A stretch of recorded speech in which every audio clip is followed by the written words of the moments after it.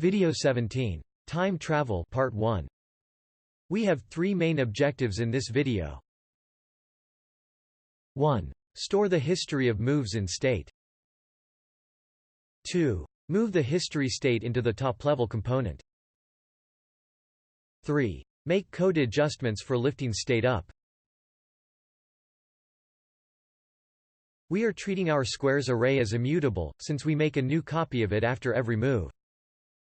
Time travel means the ability to jump back and forth between different versions of the squares array.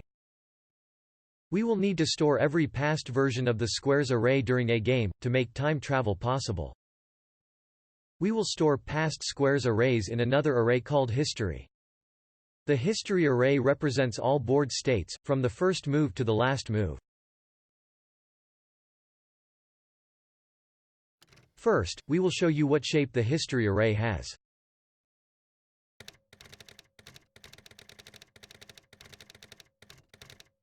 The history array contains elements that are objects. Each object in the array has a key called squares, which has a value which is an array representing all 9 squares on the board at a certain point in time. Before the first move, we have the first element of the history array.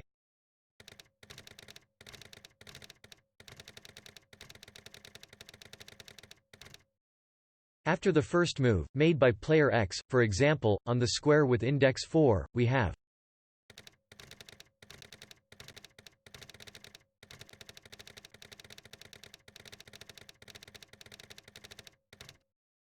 Let's say, on the next move, player O clicks on the square with index 8.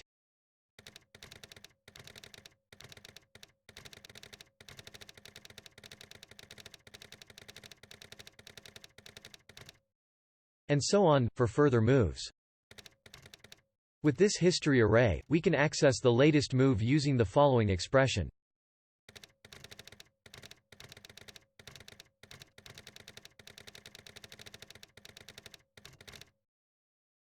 Now that you understand the shape of history, and have seen how to access the latest move, we can remove these notes and get started. Now, we need to decide which component should own the history state.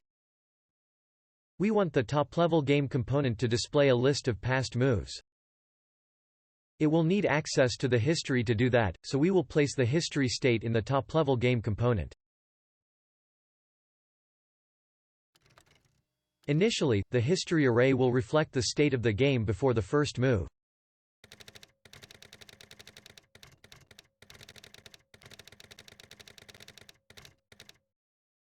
The use state hook gets and sets the history state.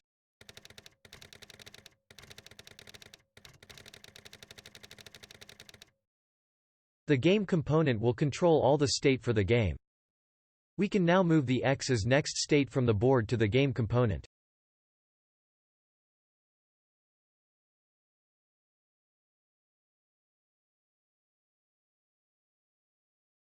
We can also remove the squares state from the board component. We have now given the game component full control over the board's data, and that will allow the game to instruct the board to render previous moves from the history. Next, we'll have the board component receive the squares array via props from the game component.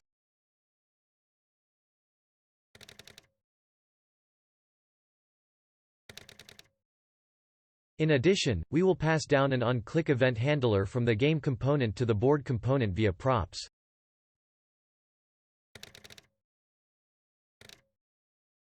Next, we will move the winner calculation and status from the board component to the game component.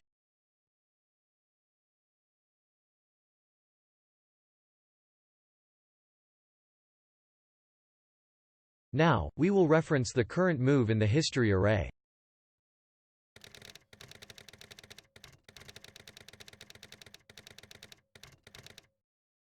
We will calculate the winner from the squares array of the current move.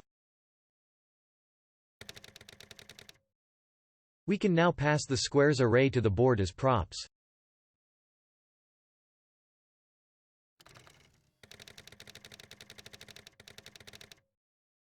We will also pass an on-click event handler as props to the board.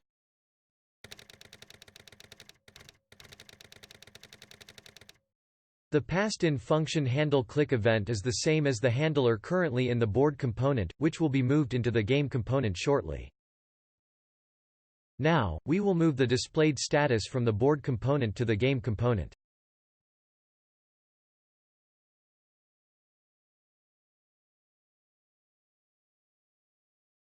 Next, we will move the entire handle click event function from the board component to the game component.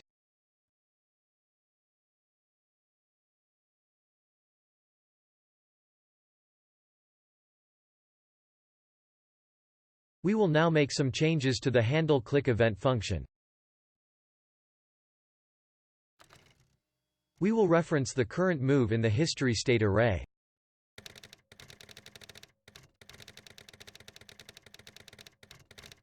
The squares array is now taken off the current move object.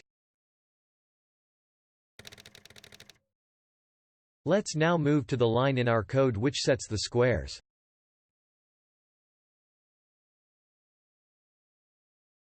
We will delete this line and add a new move object.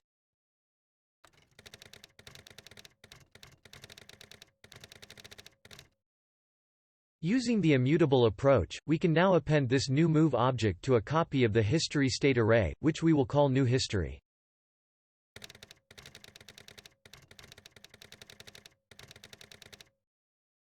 Finally, we will update the history state using the setHistory function. To summarize, we introduced history state, which stored the squares arrays of each past move. We placed history state in the top-level game component. And, we made adjustments to deal with lifting the state up. In the next video, we will show the past moves in our game.